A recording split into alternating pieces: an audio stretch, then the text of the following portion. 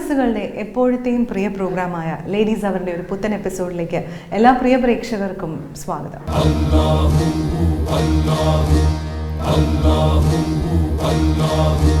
അസ്സലാമു അലൈക്കും.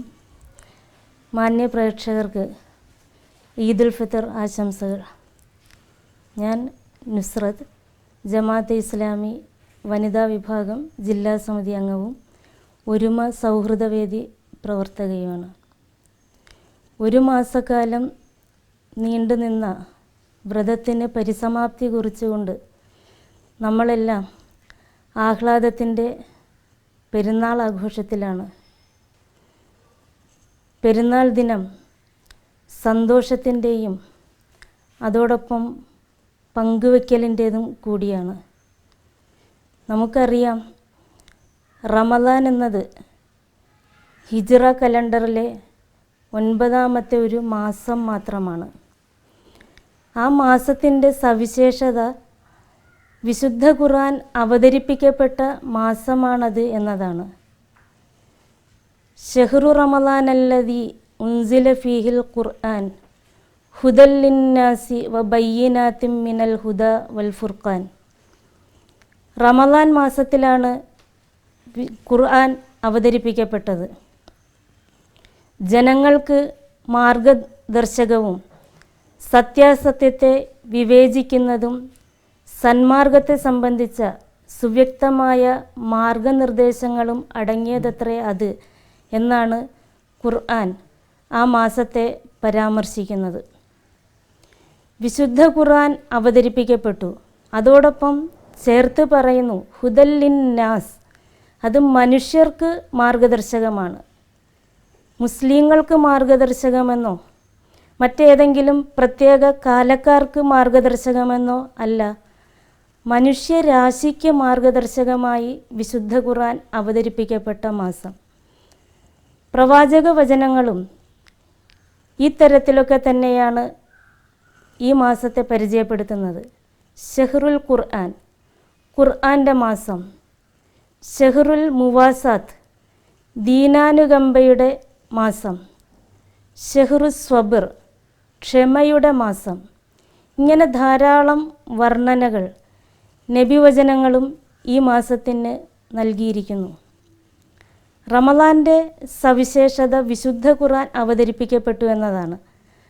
ആ വിശുദ്ധ ഖുർആൻ്റെ അവതരണത്തിന് നാഥനെ മഹത്വപ്പെടുത്തിക്കൊണ്ടും അതിന് നന്ദി കാണിച്ചുകൊണ്ടുമാണ് നമ്മോട് നോമ്പനുഷ്ഠിക്കുവാൻ കൽപ്പിച്ചത്. അല്ലാതെ നോമ്പ് അനുഷ്ഠിക്കുന്ന മാസത്തിൻ്റെ ഒരു ആരാധനയെന്നോണം, ഒരു അനുഷ്ഠാനമെന്നോണം ഖുർആൻ പാരായണം എന്നതല്ല. ഖുർആൻ അവതരിപ്പിക്കപ്പെട്ട മാസമായതുകൊണ്ട് അതിന് നന്ദി കാണിച്ചുകൊണ്ട് നോമ്പനുഷ്ഠിക്കുന്നു എന്നതാണ് ഈ മാസത്തിൻ്റെ സവിശേഷത. വിശുദ്ധ ഖുർആൻ അതിൻ്റെ എല്ലാ ഘട്ടങ്ങളിലും അതൊരിക്കലും മുസ്ലിങ്ങൾക്ക് മാത്രമായി അവതരിപ്പിക്കപ്പെട്ട ഒന്ന് എന്നത് പറയുന്നില്ല. സൂര്യനെ പോലെ, ചന്ദ്രനെ പോലെ, മഴയെപ്പോലെ, മറ്റെല്ലാ അനുഗ്രഹങ്ങളെപ്പോലെയും മനുഷ്യർക്കാകമാനമുള്ള അനുഗ്രഹം, മാർഗദർശകം എന്നൊക്കെ അതിനെ വിശേഷിപ്പിക്കുന്നു. അതുപോലെ മുസ്ലിങ്ങൾ തിരിഞ്ഞ് നമസ്കരിക്കുന്ന ഖിബില, കഅബയെക്കുറിച്ച് പറഞ്ഞെടുത്തും വുദിഅത് ലിന്നാസ്, മനുഷ്യർക്കായി സ്ഥാപിക്കപ്പെട്ടത്. മുസ്ലിം സമൂഹത്തിൻ്റെ ഉദ്ദേശ ലക്ഷ്യങ്ങൾ നിർണയിക്കുന്നിടത്ത് ഈ സമൂഹത്തിൻ്റെ നിയോഗ ലക്ഷ്യം എന്ത് എന്ന് പറഞ്ഞെടുത്ത് കുന്തും ഖൈറ ഉമ്മത്തിൻ ഉഖ്രിജത് ലിന്നാസ്, നിങ്ങൾ മനുഷ്യർക്കായി ഉയർത്തെഴുന്നേൽപ്പിക്കപ്പെട്ട ഉത്തമ സമൂഹമാണ്. അവിടെ ജാതി, വർഗ, വർണ്ണ, ദേശ, കാല ഭേദങ്ങളില്ലാതെ മുഴുവൻ മനുഷ്യ സഞ്ചയത്തെയും ഒന്നായി കണ്ടുകൊണ്ട് ആ മനുഷ്യർക്ക് അനുഗ്രഹമായിക്കൊണ്ട് അവതരിപ്പിക്കപ്പെട്ട വിശുദ്ധ ഖുർആൻ, ആ മനുഷ്യർക്ക് അഭയമായിക്കൊണ്ട്, അഭയസങ്കേതമായിക്കൊണ്ട് സ്ഥാപിക്കപ്പെട്ട ആദ്യ ദേവാലയം, അതോടൊപ്പം മനുഷ്യർക്കാകമാനം അനുഗ്രഹമായിക്കൊണ്ട് അവർക്ക് നന്മ കൽപ്പിക്കുന്ന, തിന്മ വിരോധിക്കുന്ന ഉത്തമ സമൂഹം എന്ന നിലയിൽ ഒരു സമൂഹം, ഖുർആൻ്റെ വാഹകരായ സമൂഹം, ഇത്തരം ഒരു മാനവികതയിലൂന്നിയ കാഴ്ചപ്പാട് വിശുദ്ധ ഖുർആൻ നമുക്ക് മുമ്പാകെ അവതരിപ്പിക്കുന്നു. പക്ഷേ അങ്ങനെ ഒരേ ഒരു ദൈവത്തിൻ്റെ ദാസരായിക്കൊണ്ട്, ഒരേ ഒരു മാനവികത എന്ന സന്ദേശം നെഞ്ചിലേറ്റിക്കൊണ്ട് ധർമ്മനിഷ്ഠമായ ഒരു ജീവിതം മനുഷ്യനെ നയിക്കുന്നതിന്, അവനെ പ്രാപ്തനാക്കുന്നതിനാണ് നോമ്പ് കൽപ്പിക്കപ്പെട്ടത്. ഖുർആൻ തന്നെ പറയുന്നു, യാ അയ്യുഹല്ലദീന ആമനു കുത്തിബ അലൈക്കുമുസ്സിയാം കമാ കുത്തിബ അലല്ലദീന മിൻ ഖബ്ലിക്കും ലഅല്ലക്കും തത്തഖൂൻ. യാ അയ്യുഹല്ലദീന ആമനു, അല്ലയോ വിശ്വാസികളെ, കുത്തിബ അലൈക്കുമുസ്സിയാം, നിങ്ങൾക്ക് നോമ്പ് നിർബന്ധമാക്കപ്പെട്ടിരിക്കുന്നു. കമാ കുത്തിബ അലല്ലദീന മിൻ ഖബ്ലിക്കും, നിങ്ങൾക്ക് മുമ്പുള്ളവർക്ക് നോമ്പ് നിർബന്ധമാക്കപ്പെട്ടതുപോലെ ലഅല്ലക്കും തത്തഖൂൻ, നിങ്ങൾ ധർമ്മനിഷ്ഠയുള്ളവരായേക്കാം. നോമ്പിൻ്റെ ലക്ഷ്യമായി പറയുന്നത് ഖുർആൻ അവതരിച്ചതിന് നന്ദി കാണിച്ചുകൊണ്ട് ദൈവത്തെ മഹത്വപ്പെടുത്തിക്കൊണ്ട് നോമ്പനുഷ്ഠിക്കുകയും ആ നോമ്പ് വഴി തഖ്വയുള്ളവരാകുക, അധർമ്മങ്ങളിൽ നിന്നകന്ന് ധർമ്മനിഷ്ഠമായൊരു ജീവിതത്തിന് മനുഷ്യനെ പ്രാപ്തമാക്കുക, വിശ്വാസിയെ പ്രാപ്തമാക്കുക. ഇതാണ് നോമ്പ് കൊണ്ട് ലക്ഷ്യം വയ്ക്കുന്നത് എന്ന് വിശുദ്ധ ഖുർആൻ നമ്മെ പഠിപ്പിക്കുന്നു. അപ്പോൾ കേവലം ഉദരത്തിൻ്റെയോ മനുഷ്യൻ്റെ സ്വകാര്യ അവയവങ്ങളുടെയോ ഒരു നിശ്ചിത സമയത്തെ അതിൻ്റെ ആസ്വാദനങ്ങളിൽ നിന്ന് അതിനെ അകറ്റി നിർത്തുന്നതിൻ്റെ പേരല്ല നോമ്പ് എന്നുകൂടി ഖുർആൻ നമ്മെ ഓർമ്മപ്പെടുത്തുന്നു. ധർമ്മനിഷ്ഠമായ ജീവിതം നയിക്കുന്നതിന് മനുഷ്യന് പലപ്പോഴും തടസ്സം നിൽക്കുന്നത് അവൻ്റെ വികാരാസക്തികളാണ്. പശിദാഹങ്ങളും ലൈംഗികമായ അഭിനിവേശങ്ങളും പ്രതികാരദാഹവും അതുപോലെ തന്നെ പ്രതികരണ വികാരവുമെല്ലാം തന്നെ മനുഷ്യൻ്റെ ധർമ്മനിഷ്ഠമായ ജീവിതത്തിന് പലപ്പോഴും തടസ്സം നിൽക്കുന്ന ഘടകമാണ്. അതുകൊണ്ട് തൻ്റെ ശാരീരികമായ ഇച്ഛകൾ, ശാരീരികമായ വികാരങ്ങളെ നിയന്ത്രിക്കാൻ, ഒരു നിശ്ചിത സമയത്തേക്ക് നിയന്ത്രിക്കാൻ മനുഷ്യനെ പരിശീലിപ്പിക്കുകയാണ് നോമ്പ് ചെയ്യുന്നത്. അതിനെ തീരെ വേണ്ട എന്ന് വെക്കലല്ല, നിരോധിക്കുകയല്ല, നിയന്ത്രണ വിധേയമാക്കാൻ മനുഷ്യനെ പരിശീലിപ്പിക്കുന്നു. അതായത് ഒരു മാസക്കാലം ഉദയം മുതൽ അസ്തമയം വരെയും അന്നപാനീയങ്ങളിൽ നിന്ന്, ഭോഗസുഖങ്ങളിൽ നിന്ന് സ്വദേഹത്തെ നിയന്ത്രിച്ചുകൊണ്ട് അവൻ ഉദയം മുതൽ അസ്തമയം വരെയും കഴിച്ചുകൂട്ടണം. മനുഷ്യനെ വിശുദ്ധ ഖുർആൻ ഓർമ്മപ്പെടുത്തുന്ന ഒരു പാഠം, മനുഷ്യൻ ഭൂമിയിൽ ദൈവത്തിൻ്റെ സൃഷ്ടിയാണ്, പ്രതിനിധിയാണ്. ആ അർത്ഥത്തിൽ അവൻ ദൈവത്തിന് സമ്പൂർണമായി സമർപ്പണം ചെയ്ത് വിധേയപ്പെട്ട് ജീവിക്കേണ്ടവനാണ്. ആ ഒരു ജീവിതം നേരത്തെ സൂചിപ്പിച്ചതുപോലെ ദൈവത്തിന് സമർപ്പണം ചെയ്യുക എന്നത് മനുഷ്യരാശിയോട് നീതിയും കാരുണ്യവും നിറഞ്ഞ ഒരു പെരുമാറ്റ രീതിയിലൂടെയാണ് അവൻ തൻ്റെ ദൈവിക പ്രതിനിധാനം ഇവിടെ പ്രതിഫലിപ്പിക്കേണ്ടത്. അതാണ് യഥാർത്ഥത്തിൽ നോമ്പ് നമ്മെ പരിശീലിപ്പിക്കുന്നത്. മനുഷ്യൻ അനിയന്ത്രിതമായ വികാരങ്ങൾക്കടിപ്പെട്ടുകൊണ്ട് ലോകത്ത് കാട്ടിക്കൂട്ടുന്ന ക്രൂരതകൾ അത് നമ്മൾ വിവരിക്കേണ്ടതില്ല. നാം നിത്യേന എന്നോണം പത്രങ്ങളിലും നമ്മുടെ ചുറ്റുപാടുകളിലുമെല്ലാം നാം ദർശിച്ചു കൊണ്ടിരിക്കുന്നു. ബന്ധങ്ങൾക്ക് പോലും യാതൊരു പവിത്രതയുമില്ലാതായി മാറിയ ഒരു കാലഘട്ടം. മൂല്യങ്ങൾ നമ്മളിൽ നിന്ന് പടിയിറങ്ങിക്കൊണ്ടിരിക്കുന്നു. ധർമ്മനിഷ്ഠ എന്നതൊക്കെ നമ്മുടെ ജീവിത നിഘണ്ടുവിൽ നിന്ന് അപ്രത്യക്ഷമായി കൊണ്ടിരിക്കുന്ന വാക്കുകളിൽ പെട്ടുപോകുന്നു.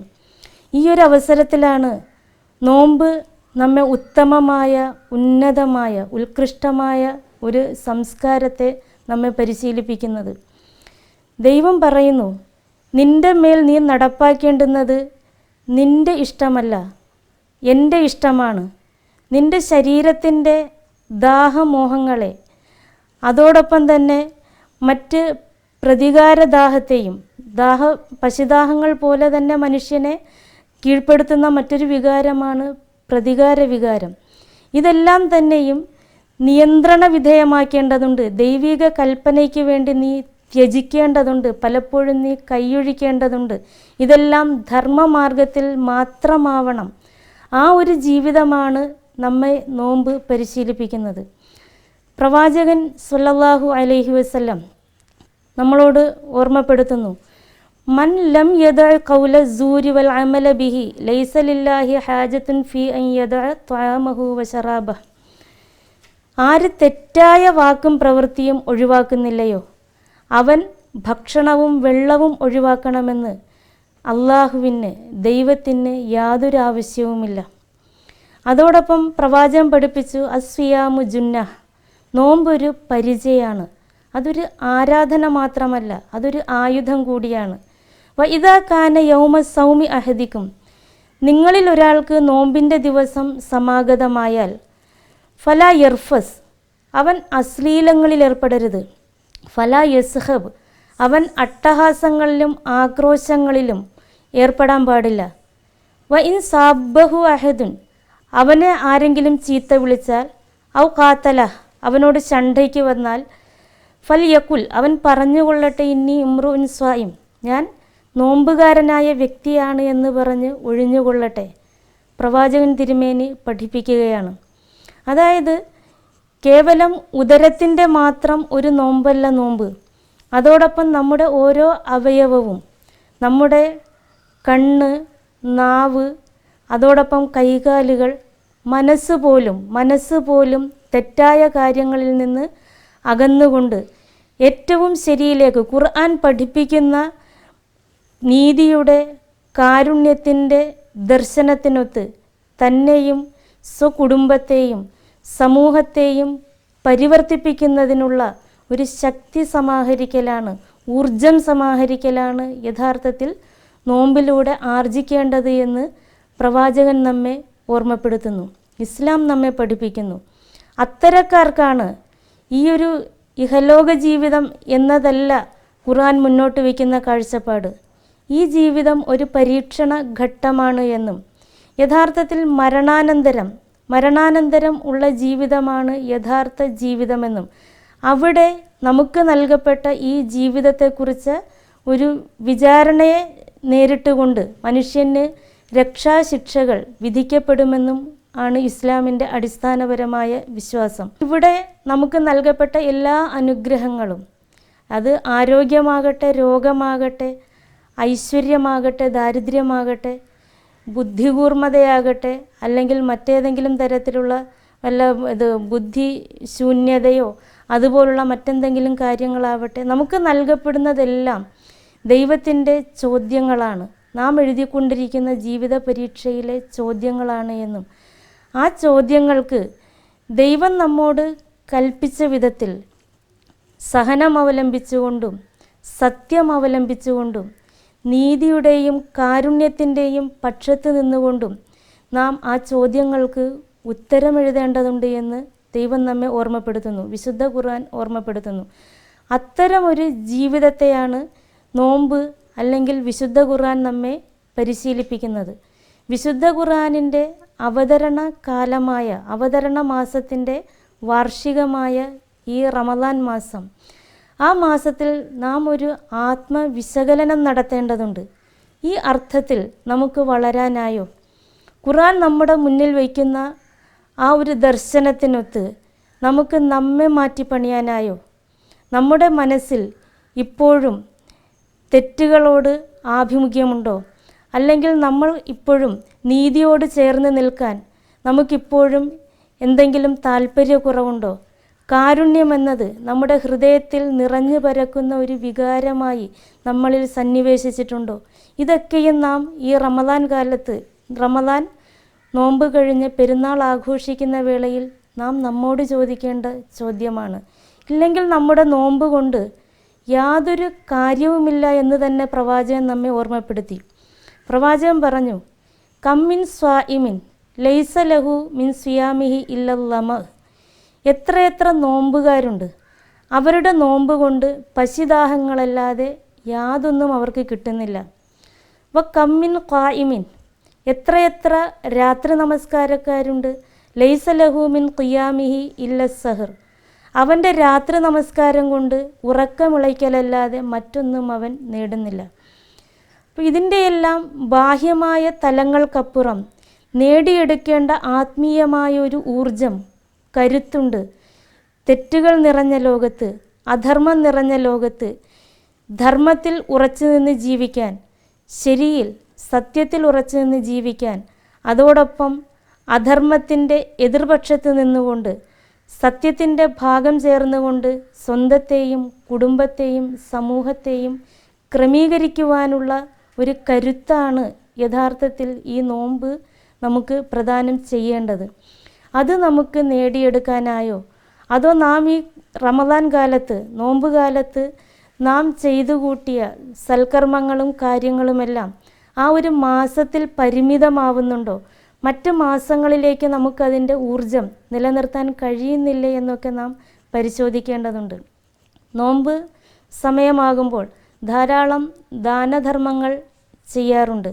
സക്കാത്തും സ്വതക്കയുമൊക്കെ ധാരാളമായി മുസ്ലിം സമൂഹം ചെയ്യുന്ന, അനുഷ്ഠിക്കുന്ന ഒരു കാലം കൂടിയാണ് നോമ്പുകാലം. ആ സമൂഹത്തെ കൂടി തൻ്റെ സുസ്ഥിതിയിൽ സമൂഹത്തിൽ അധസ്ഥിതരാക്കപ്പെട്ടവർ, സമൂഹത്തിൽ നിന്ന് പാർശ്വവൽക്കരിക്കപ്പെട്ടവർ, തന്നെപ്പോലെ വിഭവം നൽകാത്തവർ, അവർ കൂടി അതിൽ പങ്കുചേരുമ്പോഴാണ് തൻ്റെ നോമ്പ്, തൻ്റെ ആരാധനകൾ പൂർണ്ണമാവുന്നത് എന്നുകൂടി നോമ്പ് നമ്മെ പഠിപ്പിക്കുന്നുണ്ട്.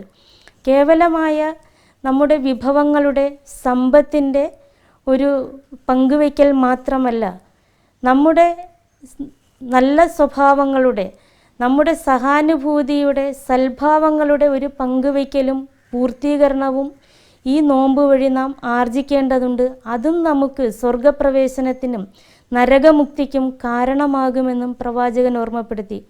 പ്രവാചകൻ പറഞ്ഞു, ആരെങ്കിലും നോമ്പ് സമയമാകുമ്പോൾ, നോമ്പ് വേളയിൽ, ഈ മാസത്തിൽ ആരെങ്കിലും തൻ്റെ കീഴിലുള്ളവരോട് സൗമ്യമായി പെരുമാറുകയാണെങ്കിൽ, അയാൾക്ക് തൻ്റെ ജോലിയിൽ എന്തെങ്കിലും ഒരു ഇളവ് നൽകുകയാണെങ്കിൽ, അല്പം ഉദാരതയോടുകൂടി പെരുമാറുകയാണെങ്കിൽ അയാളുടെ നരകമോചനത്തിന് അത് കാരണമാകുമെന്ന് പ്രവാചകൻ തിരുമേനി നമ്മെ ഓർമ്മപ്പെടുത്തുകയുണ്ടായി. നോമ്പിൻ്റെ സമയങ്ങളിൽ ധാരാളമായി കാരുണ്യത്തിന് വേണ്ടി, പാപമുക്തിക്ക് വേണ്ടി, സ്വർഗപ്രവേശനത്തിന് വേണ്ടിയൊക്കെ ധാരാളം പ്രാർത്ഥനകൾ നാം ഉരുവിടാറുണ്ട്. പക്ഷേ അത് ദൈവം സ്വീകരിക്കണമെന്നുണ്ടെങ്കിൽ പ്രവാചകൻ സല്ലല്ലാഹു അലൈഹി വസല്ലം ഓർമ്മപ്പെടുത്തുകയുണ്ടായി, ഭൂമിയിലുള്ളവരോട് കരുണ കാട്ടാത്തവരോട് ആകാശത്തുള്ളവൻ കരുണ കാട്ടുകയില്ല. കാരുണ്യമെന്നത് നാം സൃഷ്ടിജാലങ്ങളോട്, നമ്മോടൊപ്പം ജീവിക്കുന്ന മനുഷ്യരോടും ഇതര ജീവജാലങ്ങളോടും നാം പുലർത്തേണ്ടുന്ന ഒരു സംസ്കാരമാണ്, ഒരു വികാരമാണ്. അത് നെഞ്ചേറ്റാത്ത ഒരുവൻ അല്ലാഹുമ്മ റഹംനായ അർഹമർ റാഹിമീൻ, കാരുണ്യവാന്മാരിൽ കാരുണ്യവാനായ അല്ലാഹുവേ, ദൈവമേ, നീ എന്നോട് കരുണ കാട്ടണമേ എന്ന് പ്രാർത്ഥിച്ചാൽ അതുകൊണ്ടെന്താണ് കാര്യം? പ്രവാചകൻ തിരുമേനിയുടെ കാരുണ്യം അത് മനുഷ്യരോടെന്നല്ല, മുഴുവൻ ജീവജാലങ്ങളിലും പടർന്ന് പന്തലിച്ചിരുന്നു എന്ന് ചരിത്രം നമ്മെ ഓർമ്മപ്പെടുത്തുന്നു. പ്രവാചകൻ സല്ലല്ലാഹു അലൈഹി വസല്ലം തൻ്റെ ശത്രുക്കളോട് പോലും, തന്നെ കൊല്ലാൻ വന്ന ആളുകളോട് പോലും കരുണ കാട്ടിയ ആളായിരുന്നു, പ്രവാചകനായിരുന്നു മുഹമ്മദ് നബി സല്ലല്ലാഹു അലൈഹി വസല്ലം. ഒരിക്കൽ ഈന്തപ്പനയ്ക്ക് കല്ലെറിഞ്ഞുകൊണ്ടിരുന്ന ഒരു കുട്ടിയെ വിളിച്ചുകൊണ്ട് പ്രവാചകൻ പറയുകയാണ്, അതിനെ കല്ലെറിയരുത്, ആ മരത്തിന് വേദനിക്കും. അതുപോലെ ഒരു യാത്രാമധ്യേ പ്രവാചകൻ്റെ അനുചരന്മാർ തണുപ്പകറ്റുന്നതിന് വേണ്ടി തീ കൂട്ടാനിരുന്നപ്പോൾ അവിടെ ഉറുമ്പുകൾ സഞ്ചരിക്കുന്നത് കണ്ട പ്രവാചകൻ ആ ഉറുമ്പുകളെ ഒഴിവാക്കി അപ്പുറത്തേക്ക് മാറ്റി തീ കൂട്ടുക എന്ന് അനുചരന്മാരോട് ആവശ്യപ്പെടുകയുണ്ടായി. കുറച്ച് പക്ഷിക്കുഞ്ഞുങ്ങളെ പിടിച്ചുകൊണ്ടുവന്ന അനുചരനോട് അതിനെ ആ തള്ളപ്പക്ഷിയോടൊപ്പം കൊണ്ടുപോയി ചേർക്കുക എന്ന് പ്രവാചകൻ സല്ലല്ലാഹു അലൈഹി വസല്ലം പറയുകയുണ്ടായി. ഈ അർത്ഥത്തിലൊക്കെ പ്രവാചകൻ്റെ കാരുണ്യം എല്ലാ മനുഷ്യരിലും ജീവജാലങ്ങളിലും പടർന്ന് പന്തലിച്ചിരുന്നുവെന്ന് നമുക്ക് കാണാൻ കഴിയുന്നു. ആ പ്രവാചകൻ്റെ ജീവിതം എന്ന് പറയുന്നത് വിശുദ്ധ ഖുർആനായിരുന്നു എന്ന് പ്രവാചക പത്നി നമ്മളെ ഓർമ്മപ്പെടുത്തുന്നു. പ്രവാചകൻ്റെ സ്വഭാവം എന്തായിരുന്നു എന്നൊരിക്കൽ ഒരാൾ പ്രവാചക പത്നി ആയിഷ റളിയല്ലാഹു അൻഹയോട് അന്വേഷിക്കുമ്പോൾ അവർ പറയുന്നത് കാന ഹുലുഖുഹു അൽ ഖുർആൻ, അദ്ദേഹത്തിൻ്റെ സ്വഭാവം ഖുർആനാണ്. ഖുർആൻ തത്വങ്ങളാണ് എങ്കിൽ അതിൻ്റെ പ്രായോഗിക മാതൃകയാണ് പ്രവാചകൻ സ്വല്ലല്ലാഹു അലൈഹി വസല്ലമയുടെ ജീവിതം. ഈ വിശുദ്ധ ഖുർആനും പ്രവാചകൻ തിരുമേനിയുടെ ജീവിതവുമാണ് ഇസ്ലാമിക ജീവിതത്തിൻ്റെ അടിത്തറ. അതോടൊപ്പം നാം ദൈവത്തോട് പ്രാർത്ഥിക്കുന്നു, അല്ലാഹുമ്മ ഗഫിർലി ദുനൂബി യാ റബ്ബൽ ആലമീൻ, നാഥ എൻ്റെ തെറ്റുകൾ നീ എനിക്ക് പൊറുത്തു തരണമേ.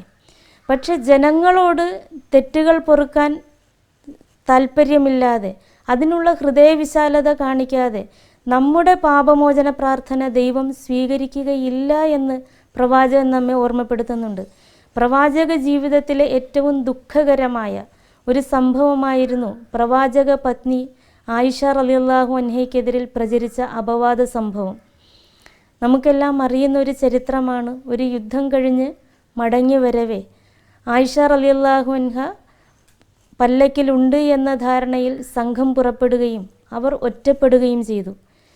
പിന്നാലെ വന്ന സഫ്വാൻ റളിയല്ലാഹു അൻഹു, സഫ്വാൻ എന്ന് പറയുന്ന പ്രവാചകൻ്റെ അനുചരൻ, അവരെ കാണുകയും അവരെ ഒട്ടകപ്പുറത്തിരുത്തി സംഘത്തോടൊപ്പം ചേർക്കുകയും ചെയ്തു.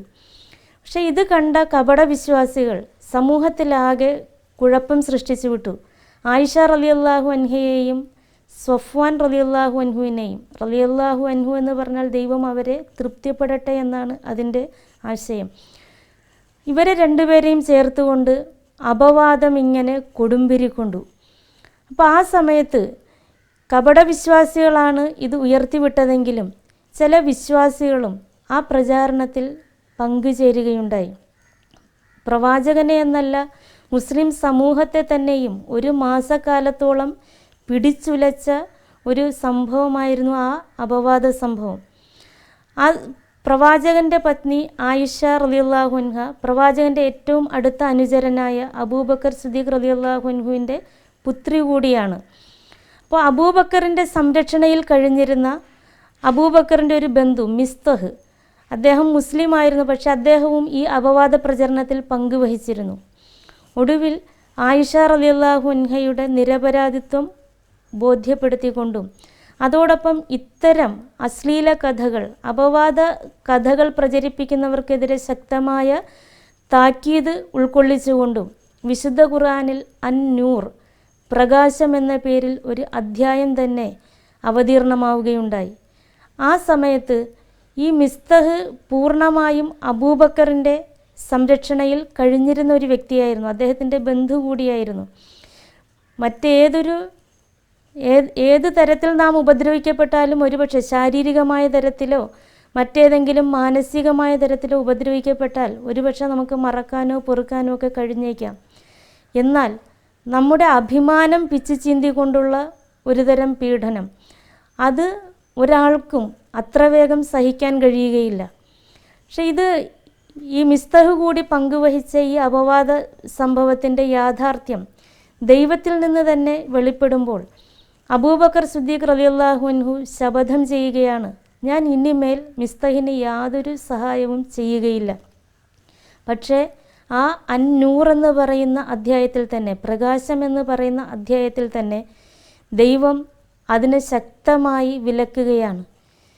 നിങ്ങളിൽ ദൈവം സാമ്പത്തികമായി അനുഗ്രഹം ചൊരിഞ്ഞയാളുകൾ മറ്റുള്ളവർക്ക് സഹായം ചെയ്യുകയില്ല, പലായനം ചെയ്തെത്തിയവർക്കും മഗതികൾക്കും മറ്റുമൊന്നും സഹായം ചെയ്യുകയില്ല എന്ന് നിങ്ങൾ ശപഥം ചെയ്യാൻ പാടില്ല എന്ന് പറഞ്ഞുകൊണ്ട് അന്നൂറിലെ 22-ാമത്തെ സൂക്തമാണ് എന്നാണ് എൻ്റെ ഓർമ്മ.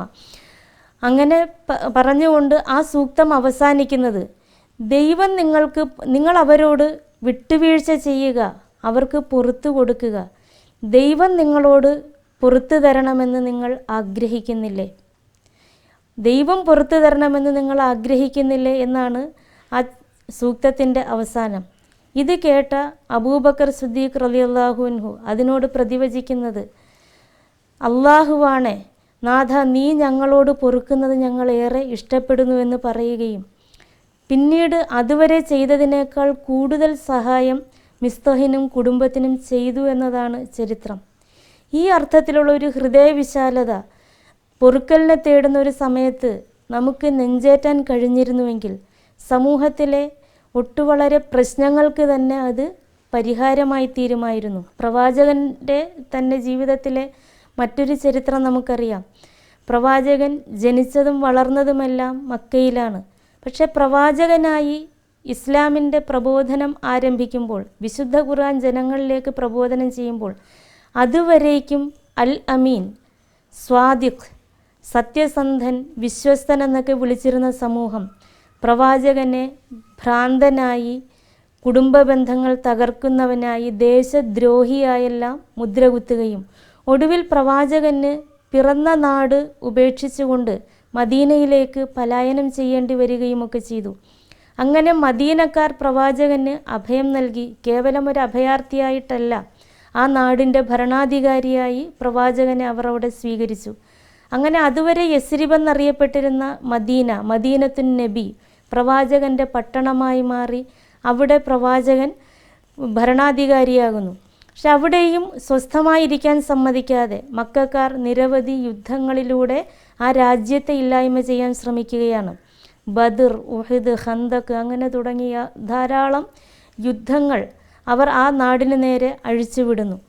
അങ്ങനെ പ്രവാചകൻ സല്ലല്ലാഹു അലൈഹി വസല്ലം അറിയുന്നു, ആ മക്കയിലാകെ ക്ഷാമം പിടിപെട്ടിരിക്കുന്നു. പക്ഷെ ആ സമയത്തും പ്രവാചകൻ ധാന്യശേഖരണം നടത്തി തൻ്റെ ശത്രുക്കളായ, തന്നെ നാട്ടിൽ നിന്ന് ആട്ടി ഓടിച്ച, കൊല്ലാൻ പ്ലാൻ ചെയ്ത ആ ആളുകളുടെ പട്ടിണി അകറ്റുന്നതിന് വേണ്ടി അങ്ങോട്ട് ധാന്യം ശേഖരിച്ചുകൊണ്ട് ആ മക്കയിലേക്ക് അയക്കുകയാണ് പ്രവാചകൻ ചെയ്യുന്നത്. അപ്പോൾ മാനുഷികമായ ആവശ്യങ്ങൾ അത് ശത്രുമിത്ര ഭേദമന്യേ നാം നിർവഹിച്ചു കൊടുക്കാൻ ബാധ്യസ്ഥരാണ് എന്ന ഒരു പാഠം കൂടി നമുക്ക് പ്രവാചകൻ പകർന്നു തരികയായിരുന്നു. എന്ന് മാത്രമല്ല, തന്നെ ആട്ടി ഓടിച്ച ആ നാടിലേക്ക് പ്രവാചകൻ തൻ്റെ പലായനത്തിൻ്റെ 8-ാം വർഷം റമദാൻ 20-ന് പ്രവാചകൻ കടന്നു ചെല്ലുന്നു. അപ്പോൾ പ്രവാചകൻ്റെ മുന്നിൽ പ്രവാചകൻ്റെ ഒരുപാട് അനുചരന്മാരെ, ബന്ധുക്കളെ കൊല ചെയ്ത, പ്രവാചകനെ കൊല്ലുന്നതിന് വേണ്ടി യുദ്ധങ്ങളും തന്ത്രങ്ങളുമെല്ലാം പയറ്റിയ ആ ആളുകൾക്ക് മുന്നിൽ പ്രവാചകൻ വിജയശ്രീലാളിതനായി ഒരു തുള്ളി രക്തം പോലും ചിന്താതെ പ്രവാചകൻ കടന്നു ചെല്ലുകയാണ് മക്കയിലേക്ക് വിജയശ്രീലാളിതനായി. അന്ന് പ്രവാചകൻ്റെ മുന്നിൽ പേടിച്ച് വിറച്ചുകൊണ്ട് നിന്ന പ്രവാചകൻ്റെ ശത്രുഗണത്തിൽപ്പെട്ട ആളുകളോട് പ്രവാചകൻ ചോദിച്ചു, ഞാൻ ഇന്നേ ദിവസം നിങ്ങൾ എന്നിൽ നിന്ന് എന്താണ് പ്രതീക്ഷിക്കുന്നത്? അവർ പറയുന്ന മറുപടി, താങ്കൾ ഞങ്ങളുടെ മാന്യനായ സഹോദരനാണ്, താങ്കളിൽ നിന്ന് മാന്യത മാത്രമേ പ്രതീക്ഷിക്കുന്നുള്ളൂ. ചരിത്രത്തിൽ, ലോക ചരിത്രത്തിൽ നമുക്കെവിടെയും കാണാൻ കഴിയുകയില്ല ഇത്തരമൊരു സംഭവം. പ്രവാചകൻ ചെയ്യുന്നത്, പ്രവാചകന് വേണമെങ്കിൽ അവരെ ശിക്ഷിക്കാൻ ന്യായങ്ങൾ ധാരാളമുണ്ടായിരുന്നു. അവരെ വേണമെങ്കിൽ അവരെ ഇല്ലായ്മ ചെയ്യാമായിരുന്നു. പ്രത്യേകിച്ച് പ്രവാചകൻ തന്നെ ആട്ടി ഓടിച്ച, തനിക്ക് നേരെ കൊലവിളി നടത്തിയ, ധാരാളം തൻ്റെ അനുയായികളെ വധിച്ച ആളുകൾക്ക് മുന്നിൽ, ആ കൂട്ടത്തിൽ പ്രവാചകൻ്റെ പിതൃ സഹോദരൻ ഹംസയുടെ കരൾ ചവച്ചു തുപ്പിയ ഹിന്ദിനെ പോലെയുള്ള വനിതകളുമൊക്കെ അക്കൂട്ടത്തിലുണ്ടായിരുന്നു. പ്രവാചകൻ അവരോടൊക്കെയും പറഞ്ഞത്, ലാ തസ്രീബൽ യൗം, ഇന്നേ ദിവസം ആരോടും പ്രതികാരമില്ല, അൻതുമുൽ തുലഖാ, നിങ്ങളെല്ലാവരും സ്വതന്ത്രരാണ്, അതുകൊണ്ട് നിങ്ങളെല്ലാം പൊയ്ക്കൊള്ളുക എന്നാണ് പ്രവാചകൻ തിരുമേനി പറയുന്നത്. ഇത് റമദാനിലെ ഒരു ചരിത്രമാണ്. ഹിജ്റ 8-ാം വർഷം, പ്രവാചകൻ തിരുമേനിയുടെ പലായനത്തിൻ്റെ 8-ാം വർഷം റമദാൻ 20-ന് നടന്ന ചരിത്രമാണ്. ദൈവത്തിനോട് മാപ്പിരക്കുന്ന വേളയിൽ നമുക്കിതുപോലെ നമ്മളോട് അന്യായം പ്രവർത്തിച്ചവരോട്, നമ്മളോട് അതിക്രമം പ്രവർത്തിച്ചവരോട് വിട്ടുവീഴ്ച ചെയ്യാൻ, മാപ്പ് ചെയ്യാൻ, അതോടൊപ്പം കൂടുതൽ ഉദാരതയോടെ പെരുമാറാൻ നമുക്ക് കഴിയണം. നോമ്പ് നമ്മെ പഠിപ്പിക്കുന്ന ധർമ്മനിഷ്ഠമായ ജീവിതമെന്നത് അതുകൂടിയാണ്. അതാണ് ലഅല്ലക്കും തത്തഖൂൻ, നിങ്ങൾ തഖ്വയുള്ളവരായേക്കാം. അപ്പോൾ ഒരു വശത്ത് ദൈവത്തോടുള്ള ആരാധനകൾ, ദൈവത്തിനോട് കൂടുതൽ ആരാധനകൾ അർപ്പിച്ചുകൊണ്ട് ദൈവത്തോടടുക്കുകയും, മറുവശത്ത് മനുഷ്യരോട് കാരുണ്യത്തോടുകൂടി, നീതിയോടുകൂടി ഇടപെടാൻ, ഏറ്റവും ഉദാരതയോടുകൂടി, ഉത്കൃഷ്ടഭാവങ്ങളോടുകൂടി ഇടപെടാൻ നമ്മെ പരിശീലിപ്പിക്കുകയുമാണ് നോമ്പ് ചെയ്യുന്നത്. അത്തരം ഒരു നല്ല വ്യക്തി ഖുർആൻ ആവശ്യപ്പെടുന്ന നല്ല മൂല്യങ്ങൾ സമാർജിച്ചുകൊണ്ട് നല്ല വ്യക്തികളും കുടുംബങ്ങളും സമൂഹങ്ങളുമായി പരിവർത്തിക്കുക എന്നതാണ് വിശുദ്ധ ഖുർആൻ നമുക്ക് മുന്നിൽ വയ്ക്കുന്ന സന്ദേശം. നോമ്പ് പൂർത്തീകരിച്ച് കഴിയുമ്പോഴും ഇസ്ലാമിലെ എല്ലാ ആരാധനകളും ഇസ്ലാമിക ജീവിതത്തിൻ്റെ അടിസ്ഥാനം തന്നെയും അത് കേവലം തുടക്കത്തിലെ സൂചിപ്പിച്ചതുപോലെ അത് വിശ്വാസികൾക്ക് മാത്രമെന്നതല്ല, മനുഷ്യനും ദൈവവും തമ്മിലുള്ള ഒരു സ്വകാര്യ ഇടപാട് എന്നതുമല്ല ഇസ്ലാമിക ജീവിതത്തിൻ്റെ അന്തസത്ത. പകരം ദൈവത്തിൻ്റെ ഒരു പ്രതിനിധിയായി നിന്നുകൊണ്ട് ആരാധനകൾ ദൈവത്തിന് മാത്രം അർപ്പിച്ചുകൊണ്ട് അവൻ്റെ കൽപ്പനകൾ ശിരസാ വഹിച്ചുകൊണ്ട് ഒരു നന്മ നിറഞ്ഞ ജീവിതം, ഏറ്റവും ഉത്കൃഷ്ടമായ ഒരു ജീവിതം, അംറും ബിൽ മഅറൂഫ് വ നഹീൻ അനിൽ മുൻകർ എന്നത് വ്യക്തിയുടെ, കുടുംബത്തിൻ്റെ, സമൂഹത്തിൻ്റെ, രാഷ്ട്രത്തിൻ്റെ ചുമതലയായി വിശുദ്ധ ഖുർആൻ പഠിപ്പിക്കുന്നു. അംറും ബിൽ മഅറൂഫ് എന്ന് പറഞ്ഞാൽ എല്ലാ നന്മകളും കൽപ്പിക്കുക, വ നഹീൻ അനിൽ മുൻകർ എല്ലാ തിന്മകളും വിരോധിക്കുക. അപ്പോൾ അത്തരത്തിലുള്ള ഒരു ജീവിതമാണ് യഥാർത്ഥത്തിൽ നാം ആർജിക്കേണ്ടത്. അതിന് പറ്റുന്ന ശിക്ഷണങ്ങളാണ് വിശുദ്ധ ഖുർആനിൽ ഉടനീളവും നമുക്ക് കാണാൻ കഴിയുന്നത്. പെരുന്നാൾ ആഘോഷത്തിലും നമുക്ക് കാണാം ആരാധനയും ആഘോഷവുമെല്ലാം വളരെ കൃത്യമായി സൃഷ്ടിയുമായി സൃഷ്ടാവുമായി സമഞ്ജസമായി സമ്മേളിപ്പിക്കുന്ന ഒരു അതിമനോഹരമായൊരു തലം നമുക്ക് പെരുന്നാളിൽ നമുക്ക് കാണാൻ കഴിയുന്നു. ആഘോഷവേള അതുവരെയും ഉദയം മുതൽ അസ്തമയം വരേക്കും അന്നപാനീയങ്ങൾ വെടിഞ്ഞ മനുഷ്യനോട് പറയുകയാണ്, അന്ന് എല്ലാവരും മൈതാനങ്ങളിൽ, പള്ളികളിലല്ല മൈതാനങ്ങളിൽ ആബാലവൃദ്ധം ജനങ്ങളും സ്ത്രീ പുരുഷന്മാരും കുട്ടികളും വൃദ്ധജനങ്ങളും എല്ലാം ഒരുമിച്ച് കൂടണം. അവർ പള്ളികളിൽ നിന്ന് മൈതാനങ്ങളിലേക്ക് കടന്നു വരണം. പെരുന്നാൾ പ്രഭാഷണം ശ്രവിക്കണം, പെരുന്നാൾ നമസ്കാരത്തിലേർപ്പെടണം. അശുദ്ധിയുള്ളവർ ആ പ്രഭാഷണം ശ്രവിക്കുകയും അതിൽ നിന്ന് നമസ്കാരത്തിൽ നിന്ന് വിട്ടു നിൽക്കുകയും ചെയ്യണം. അല്ലാഹു അക്ബർ വലില്ലാഹിൽ ഹംദ്, അള്ളാഹുവാണ് ഏറ്റവും മഹാൻ, ദൈവമാണ് മഹോന്നതൻ, എല്ലാ സ്തുതികളും അവന് മാത്രമെന്ന മന്ത്രങ്ങൾ മുഴക്കിക്കൊണ്ട് മനുഷ്യരെല്ലാവരും അവിടെ ആ മൈതാനിയിൽ ഹാജരാകുന്നു.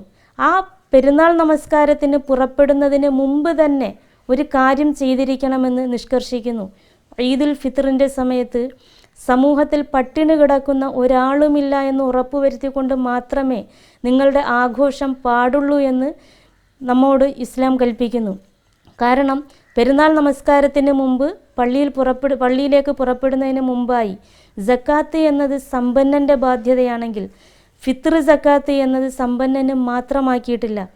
പകരം അന്ന് പെരുന്നാൾ ദിവസത്തെ അന്നം കഴിക്കാൻ വകയുള്ളവൻ, അത് കഴിഞ്ഞ് മിച്ചമുള്ളവൻ തൻ്റെ വീട്ടിൽ എത്ര അംഗങ്ങളുണ്ടോ അവർക്കെല്ലാം അവരെ ഓരോരുത്തരുടെയും എണ്ണം കണക്കാക്കിക്കൊണ്ട് സാധുക്കൾക്ക് നാട്ടിലെ പ്രധാന ഭക്ഷണം ധാന്യം വിതരണം ചെയ്തതിന് ശേഷം മാത്രമേ പുറപ്പെടാവൂ പെരുന്നാൾ നമസ്കാരത്തിനായി എന്നാണ് ഇസ്ലാം കൽപ്പിക്കുന്നത്. ആ ഒരു ദിവസമെങ്കിലും ലോകത്ത് നിന്ന് പട്ടിണി നിർമ്മാർജ്ജനം ചെയ്യപ്പെട്ടിരിക്കണമെന്ന ആ ഒരു ആഘോഷവേളയിലെ ആ ഒരു കൽപ്പന പോലും എത്രമേൽ മനോഹരമാണ്, മഹിതമാണ് എന്ന് നമുക്ക് ചിന്തിക്കുമ്പോൾ മനസ്സിലാക്കാൻ കഴിയും. ബലിപെരുന്നാൾ ദിനത്തിലാണെങ്കിൽ ബലിമാംസം ദാനം ചെയ്തുകൊണ്ട്, ഈദുൽ അദ്ഹ ദിനത്തിലാണെങ്കിൽ ധാന്യം വിതരണം ചെയ്തുകൊണ്ട് ആണ് ഫിത്ർ സക്കാത്ത് എന്നാണ് അതിൻ്റെ പേര്. ആ ഫിത്ർ സക്കാത്തും അതിനെ ഓർമ്മപ്പെടുത്തിക്കൊണ്ട് തന്നെയാണ് ഈദുൽ ഫിത്ർ, ഫിത്റിൻ്റെ പെരുന്നാൾ. രണ്ടാശയമുണ്ട്. ഒന്ന് ഈ ഫിത്ർ സക്കാത്തിനെ ഓർമ്മപ്പെടുത്തുന്നു. ഈദ് എന്ന് പറഞ്ഞാൽ ആഘോഷം, പെരുന്നാൾ എന്നൊക്കെയാണ്. ഫിത്ർ എന്ന് പറയുന്നതിൻ്റെ അർത്ഥം ഒന്ന് ഈ ഫിത്ർ സക്കാത്തിനെ ഓർമ്മപ്പെടുത്തുന്നു, മറ്റൊന്ന് അത് ഓർമ്മപ്പെടുത്തുന്നത് ശുദ്ധപ്രകൃതി, മനുഷ്യൻ്റെ ശുദ്ധപ്രകൃതിയിലേക്ക് ഒരു മാസക്കാലത്തെ ഉപവാസം കൊണ്ട് മനുഷ്യൻ മടങ്ങിയിരിക്കണം. വ അമ്മാമൻ ഖാഫ മഖാമ റബ്ബിഹി വ നഹൻ നഫ്സ അനിൽ ഹവ ഫ ഇന്നൽ ജന്നത ഹിയൽ മഅ്വ എന്നാണ് വിശുദ്ധ ഖുർആൻ ഓർമ്മപ്പെടുത്തുന്നത്. വ അമ്മാമൻ ഖാഫ മഖാമ റബ്ബിഹി, തൻ്റെ നാഥൻ്റെ സന്നിധിയിൽ നിൽക്കുന്നതിനെ ഭയപ്പെടുകയും വ നഹൻ നഫ്സ അനിൽ ഹവ, സ്വന്തത്തെ ദേഹേച്ഛയിൽ നിന്ന് തടഞ്ഞു നിർത്തുകയും ചെയ്യുന്നവനാരോ ഫ ഇന്നൽ ജന്നത ഹിയൽ മഅ്വ, അവൻ്റെ സങ്കേതമത്രേ സ്വർഗം. അപ്പോൾ സ്വന്തം ദേഹേച്ഛയിൽ നിന്ന്, പ്രതികാരദാഹത്തിൽ നിന്ന്, അതോടൊപ്പം തന്നെ വിശപ്പിൽ നിന്ന്, ദാഹത്തിൽ നിന്നൊക്കെ നമ്മെ നിയന്ത്രിച്ച് നിർത്താൻ കഴിയേണ്ടതുണ്ട്. നമ്മുടെ വികാരങ്ങളെ, നമ്മെ കീഴ്പ്പെടുത്തി കളയുന്ന നമ്മുടെ വികാരങ്ങളെ നിയന്ത്രിച്ചുകൊണ്ട് നല്ല ആത്മനിയന്ത്രണമുള്ളവരായി നമ്മുടെ മേൽ നമ്മുടെ ഇഷ്ടമല്ല മഹോന്നതനായ ദൈവത്തിൻ്റെ ഇഷ്ടമാണ് നാം നടപ്പാക്കേണ്ടത് എന്ന ഒരു തലത്തിലേക്ക് മനുഷ്യനെ വളർത്തിക്കൊണ്ടുവരികയും ആ ഒരു ഊർജം ഈ ഒരു മാസക്കാലത്തെ പരിശീലനത്തിലൂടെ ബാക്കി 11 മാസക്കാലവും, ഇതൊരു ചെറിയ നോമ്പാണ് എങ്കിൽ ബാക്കി 11 മാസക്കാലവും നീണ്ടു നിൽക്കുന്ന ഒരു നോമ്പ് തിന്മയിൽ നിന്ന് അകന്നുകൊണ്ട് നന്മകളോടൊത്ത് നന്മകളിൽ മുന്നേറിക്കൊണ്ടുള്ള ഒരു ജീവിതം, സാബിക്കും ബിൽ ഖൈറാത്ത് എന്നാണ് ഖുർആൻ അതിനെ വിശേഷിപ്പിക്കുന്നത്. നന്മകളിൽ മത്സരിച്ച് മുന്നേറുന്ന ഒരു ജീവിതത്തിന് മനുഷ്യൻ പ്രാപ്തമാകണം എന്നതാണ് നോമ്പ് നമ്മെ പഠിപ്പിക്കുന്ന ഏറ്റവും വലിയൊരു സന്ദേശം. പ്രത്യേകിച്ച് മനുഷ്യത്വം വരണ്ടുപോയിക്കൊണ്ടിരിക്കുന്ന നമ്മുടെ ഈ കാലഘട്ടത്തിൽ സമൂഹങ്ങൾ തമ്മിൽ ഒരുപാട് അകലം വർദ്ധിച്ചു കൊണ്ടിരിക്കുന്ന ഈ കാലഘട്ടത്തിൽ നോമ്പ് നമ്മുടെ മുന്നിൽ വയ്ക്കുന്ന, നോമ്പും പെരുന്നാളും നമ്മുടെ മുന്നിൽ വയ്ക്കുന്ന, ഫിത്ർ സക്കാത്ത് കൊടുക്കുന്നിടത്തോ സക്കാത്ത് കൊടുക്കുന്നിടത്തോ അല്ലെങ്കിൽ മനുഷ്യൻ്റെ പട്ടിണി മാറ്റുന്നിടത്തോ ഒന്നും അതിൻ്റെ ജാതി മത പരിഗണനകളൊന്നും വിശുദ്ധ ഖുർആനോ പ്രവാചകനോ പഠിപ്പിച്ചില്ല. അയൽവാസി പട്ടിണി കിടക്കെ വയറ് നിറച്ചുണ്ണുന്നവൻ അവൻ മുസ്ലിമല്ല എന്ന് തന്നെ പ്രവാചകൻ ഓർമ്മപ്പെടുത്തുകയുണ്ടായി. അപ്പോൾ ജാതി മത പരിഗണനകൾക്കപ്പുറം മനുഷ്യനായി കണ്ടുകൊണ്ട് എല്ലാവരുടെയും വിശപ്പിൻ്റെ ഏറ്റുവാങ്ങിക്കൊണ്ട് എല്ലാവരുടെയും ദാരിദ്ര്യാവസ്ഥകൾ ഉൾക്കൊണ്ടുകൊണ്ട് അതുമായി നാം താതാത്മ്യം പ്രാപിച്ചുകൊണ്ട് അതിനെ നമ്മൾ അനുഭവിച്ചറിയുകയാണ് ഒരു മാസക്കാലത്തിലൂടെ. അതുമായി താതാത്മ്യം പ്രാപിച്ചുകൊണ്ട് അതിനെ ഇല്ലായ്മ ചെയ്യുന്നതിനുള്ള ദൃഢനിശ്ചയങ്ങളും കർമ്മ പരിപാടികളും കർമ്മസന്നദ്ധതയും കർമാവേശം നിറയ്ക്കലുമൊക്കെയാണ് യഥാർത്ഥത്തിൽ നോമ്പ് എന്ന ഈ ഒരു ആരാധനയും ഈദ് എന്ന ആഘോഷവുമെല്ലാം നമ്മളിൽ സന്നിവേശിപ്പിക്കുന്ന ചൈതന്യം. അത് നമുക്ക് ജീവിതാവസാനം വരെയും നിലനിർത്തുന്നതിന് ദൈവം അനുഗ്രഹിക്കട്ടെ എന്ന പ്രാർത്ഥനയോടുകൂടി അവസാനിപ്പിക്കുകയാണ്. എല്ലാവർക്കും ഒരിക്കൽ കൂടി ഈദുൽ ഫിത്ർ ആശംസകൾ. അസ്സലാമു അലൈക്കും.